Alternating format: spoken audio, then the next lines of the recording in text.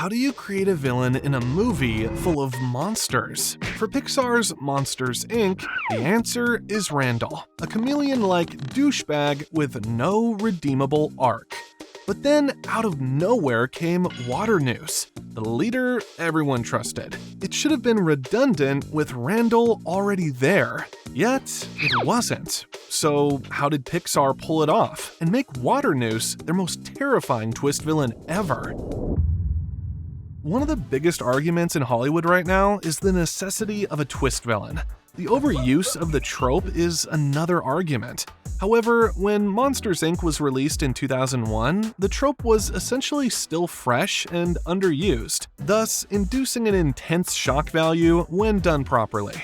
That said, why would Monsters, Inc. still use a twist villain when it already had a full-fledged antagonist? Was Waternoose just made for the shock value? Well, not entirely.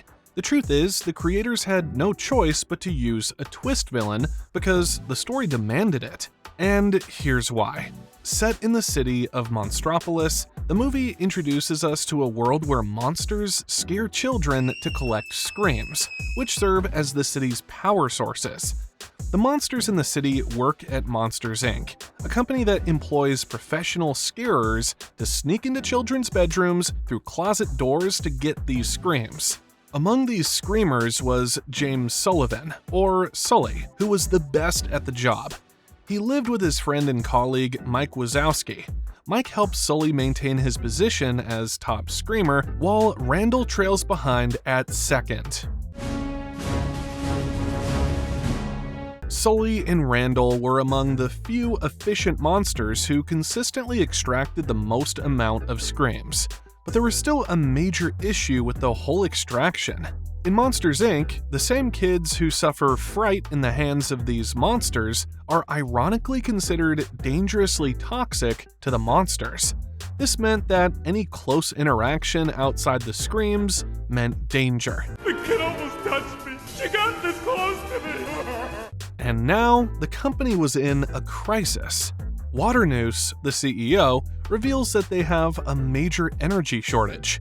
The company lost 58 doors within a week because monsters were having a hard time scaring kids. He complains about them not getting scared anymore. Instead, the monsters were getting scared themselves.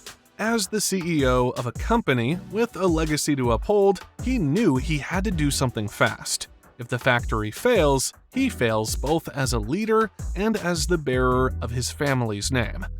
At first, Waternoose does what any reasonable CEO might do. He invests in new scarers, trying to train recruits to improve results. But this wasn't working. Every recruit was terrible, and even Sully couldn't inspire them enough to compete. Waternoose realizes that no matter how much he trains, the traditional system of scaring is collapsing. This is where his moral compass begins to falter. With survival on the line, he convinces himself that any method is justified.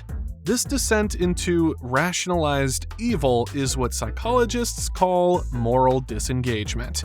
People justify harmful actions by reframing them as necessary, inevitable, or even beneficial. Therefore, Waternoose doesn't see himself as a villain. In his mind, he is doing what must be done to save Monstropolis. But he knows he has to keep it a secret because the monsters wouldn't support his struggle. Monsters or not, these guys were mostly good folks. Of course, it's bad to scare children into screaming to sustain their energy supply. But maybe it's not entirely evil when you think of it as a way of survival. Remember how in the Avatar film, characters like Colonel Miles Quaritch were okay with destroying Pandora for its resources because humanity was in danger? Yep, the same can also be said about these monsters. So let's just agree that they need to do this, okay? Anyway, it's considered going too far when the agenda switches from simple scares to kidnapping and torture. It was already dangerous and illegal to have an item of a child in the monster world, let alone trafficking a bunch of kids into Monstropolis. Any monster would frown at this. Any monster, but Randall, of course. What do you know? It scares. Everyone knows that he's up to no good. By the end of the story, that dude was facing several criminal charges: kidnapping, child abduction, attempted murder, torture, reckless endangerment, and so much more. Randall is angry, sneaky, and openly hostile to Sully and Mike. He plots to use the Scream Extractor, a machine that forcibly removes energy from children, even if it harms them. He fits every checklist for a villain, but that predictability is why Randall alone couldn't carry the weight of the story. His evil is obvious, and obvious villains don't surprise us. They threaten, yes, but they don't betray us. This is where Waternoose becomes necessary. The partnership between him and Randall makes sense when you think about it symbolically. Randall's chameleon-like ability to camouflage represents the way Waternoose hides behind him.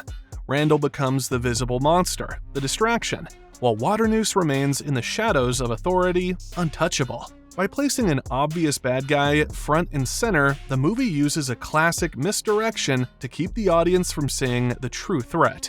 Wreck-It Ralph also used this technique perfectly. They showed us King Candy, who was obviously a bad guy, but what we didn't know was that the king was just a front. The real villain was Turbo. This method always works because of the psychological phenomenon of selective attention. We tend to notice what we are conditioned to look for. We're looking for the classic bad guy archetype, and Randall fits the bill perfectly. He's a visual representation of evil, with his slithering movements and constant sneer. This allows Waternoose to operate in plain sight, his authority and grandfatherly demeanor acting as a psychological blindfold. The creators showed that he, too, can get scared, so the attention was never on him. Now that's my boy. But we've talked a lot on this channel about how twist villains like Hans and Bellwether were terribly written because they weren't foreshadowed properly. Now, with Waternoose's true intention effectively hidden from the audience, how come he is still regarded by many as a top 3 twist villain of all time? Even though the creators hid him quite nicely, Waternoose was also effectively foreshadowed. The first time we meet him in the simulator room where Miss Flint is trying to train new recruits, we get a glimpse into his authoritative nature. The trainees are failing miserably, and when one of them leaves the bedroom door wide open, Miss Flint calls it a mistake. Then Waternoose steps out of the shadows and corrects her with a booming voice. It could let in a child. Oh, Mr. Waternoose! However, aside from correcting the recruit, he terrifies everyone in the room, shouting that a single touch from a human child could kill them. He isn't exactly framed like a villain here, but the intensity of his tone and the way he makes the room freeze tell us he carries authority and fear. When he says that the city is counting on the recruits to collect screams, this ties his concern directly to survival. Right away, his words plant the idea that Waternoose is managing a company, but also defending the lifeline of the entire monster world. This scene foreshadows his later desperation in 2 ways. First, his exaggeration about children being toxic reveals he is willing to use fear to control others. Fear is one of the most basic tools of manipulation. It makes people more obedient, more willing to accept authority, and less likely to question rules. Philosophers from Hobbes to Foucault have written about how leaders use fear to keep systems in place. Waternoose plays this role perfectly, instilling the idea that children are deadly so that no monster questions the ethics of harvesting their screams. Second, his insistence that the city's survival depends on this work is already the beginning of his rationalization. If survival is at stake, then any action becomes easier to justify. Later, we see Waternoose walking the scare floor, talking to Jerry, the floor manager. Jerry reports that they might finally make their quota for the day, and Waternoose replies that it would be First time in a month. Jerry also tells him that they've lost 58 doors that week, which means 58 fewer opportunities to collect screams. Waternoose's face falls, and he mumbles with genuine concern about how the kids these days are not getting scared. Oh, kids these days. They just don't get scared like they used to. This is an important moment because it shows us that the problem has something to do with the whole system breaking down. Fear is losing its power, and so is Waternoose. Then comes a telling exchange with Sully. Sully reassures him, telling him that everyone knows he's going to get them through the rough phase in the company. But Waternoose doesn't smile at this. Instead, he replies bitterly about the board of directors. Tell that to the board of directors. This is where the film makes its motivation crystal clear. His survival as CEO depends on delivering results to the board.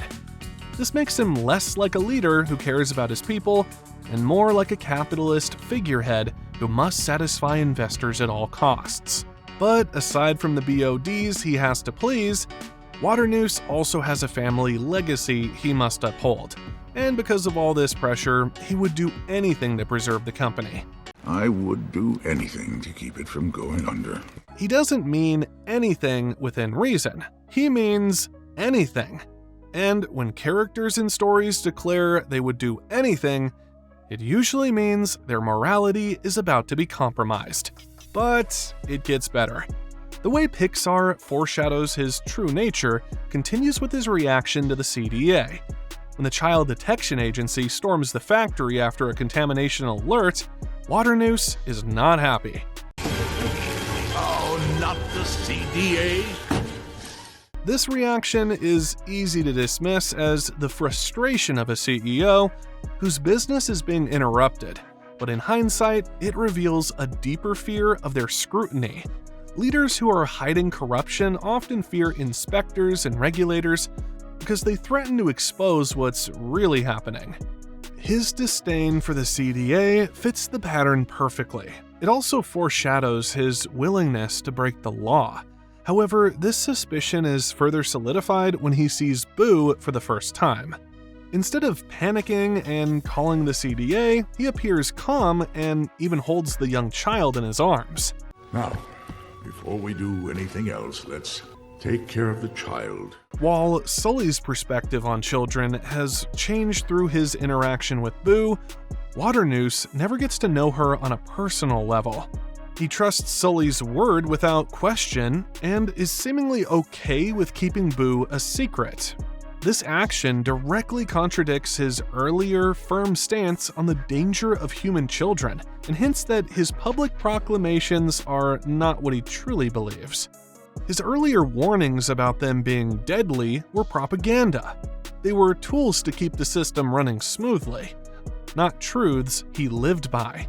This double standard is an early crack in his mask, but the audience doesn't catch it at first because he has always maintained a fatherly figure. Hence, his kindness toward Boo doesn't raise an eyebrow much. Only later do we understand that he was being calculative rather than compassionate. But even now that the mask is off, Waternoose is still not done surprising us. In fact, as events unfold in Monsters, Inc., the CEO would show us why he is the perfect twist villain for real. The moment Waternoose was revealed as the real villain is where Monsters, Inc. shifts from a fun buddy comedy into something much darker. Up until then, he had been framed as Sully's mentor, a paternal figure who seemed more concerned about the survival of the company than anything else. He was tough, but fair. The kind of leader who barked at recruits, but reassured his star employee. I'm sorry you boys got mixed up in this, especially you, James. However, when the mask finally slipped, the truth was clear. Sully was just a tool instead of the protege we thought he was. Just like SpongeBob is to Mr. Krabs in SpongeBob SquarePants. Sully's talent was only ever a way to keep the factory alive and the profits flowing. The betrayal happens with one of the cruelest reveals in Pixar history. After Sully and Mike risk everything to bring Boo to Waternoose, believing he will help, he doesn't comfort them or seek a solution. Instead, he talks about setting things straight for the good of the company. Now we can set everything straight again for the good of the company. That phrase, for the good of the company, reframes everything we have seen. It tells us that his loyalty is not to Sully, not to morality, not the children's safety, but to the survival of his business and legacy. This reveal is made all the more chilling when he shoves the duo through a door that leads to the human world, banishing them into the Himalayas. It's yours. When the door closes behind them, leaving Boo in his hands, the audience realizes Waternoose has been part of the conspiracy all along.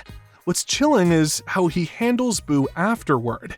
He calmly watches as Randall straps her into the Scream Extractor, a machine designed to torture children until their energy is drained.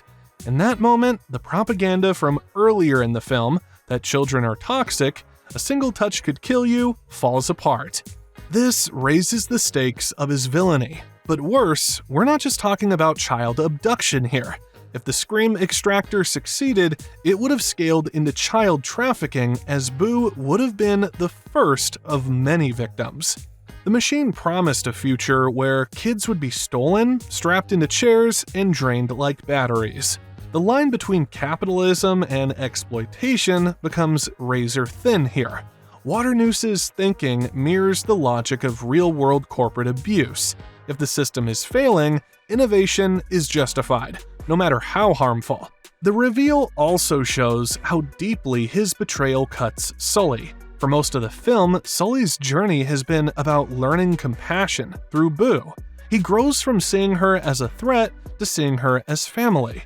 Waternoose, on the other hand, was ready to kill him to exploit the kid.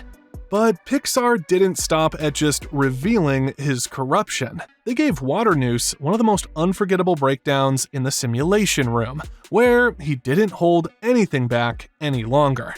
I'll kidnap 1,000 children before I let this company die, and I'll silence anyone who gets in my way! That line seals his place as a terrifying twist villain. However, the aftermath of his reveal is just as important as the reveal itself. Once the CDA captures him, he tries to shift the blame back onto Sully. You've destroyed this company. Monsters Incorporated is dead. Where will everyone get their scream now? This final moment of self-righteousness reinforces his character. He is so deluded that he believes he is the victim, that his arrest is a greater tragedy than his plan to kidnap children. This is the ultimate philosophical reveal, a villain who truly believes he is doing the right thing, even when his actions are monstrous. The film then takes an even more surprising turn with the reveal of Roz, the ill-tempered administrative assistant, as the head of the CDA. Hello, boys. She explains that she has been working undercover for 2.5 years to expose Waternoose's operation. This final twist further solidifies the film's moral compass. It's about the systemic corruption that required a long-term undercover operation to expose it. The film ends with Sully and Mike taking over the company, implementing a new, ethical business model based on laughter instead of screams.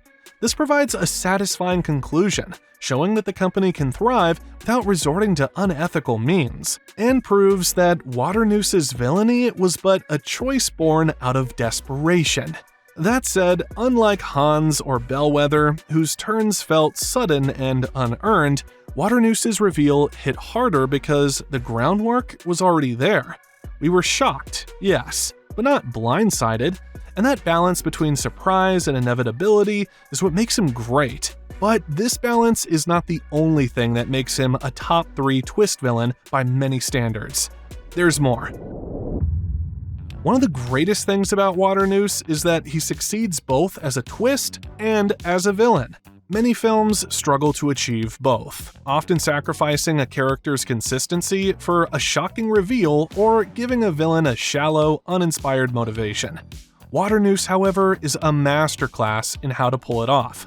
As a twist, his success lies in the fact that the good and bad versions of his character are not separate entities, a flaw that plagues other villains like Hans from Frozen. Waternoose is the same person before and after his reveal. The evil side was always there, just hidden in plain sight.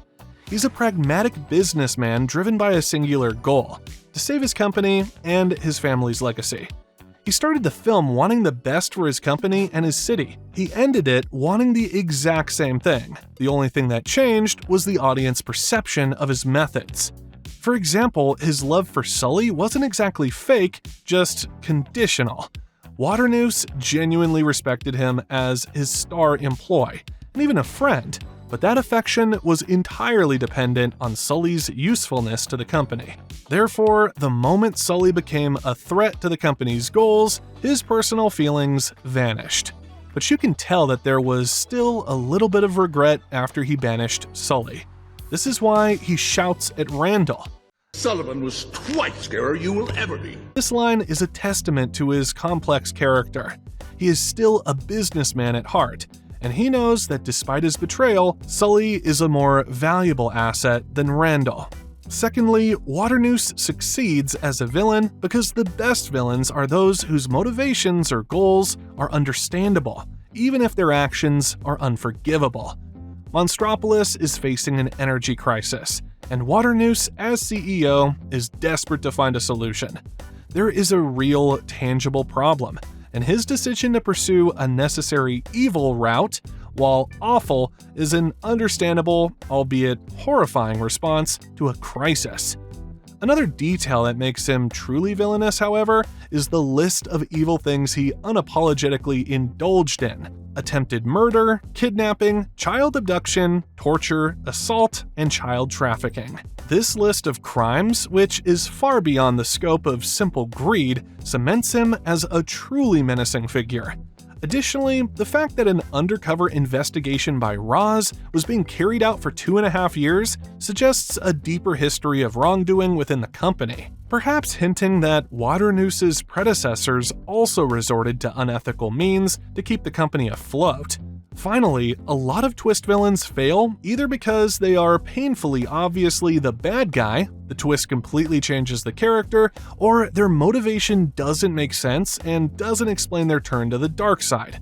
That's why Waternoose succeeds both as a twist and as a villain. He shocks us without feeling cheap, and his goals make sense without justifying his actions. His betrayal works on a personal level, breaking Sully's trust, and on a systemic level, revealing corruption at the very top of Monsters, Inc. Few villains manage to strike that balance. Waternoose does, and that's why his name still appears on critics' lists of the greatest twist villains in animation history. Monsters, Inc. was generally an incredible movie, but there's one thing it has that we didn't mention: fight scenes. This is because we made a whole video explaining how to write fight scenes that people want to watch. Go check it out here.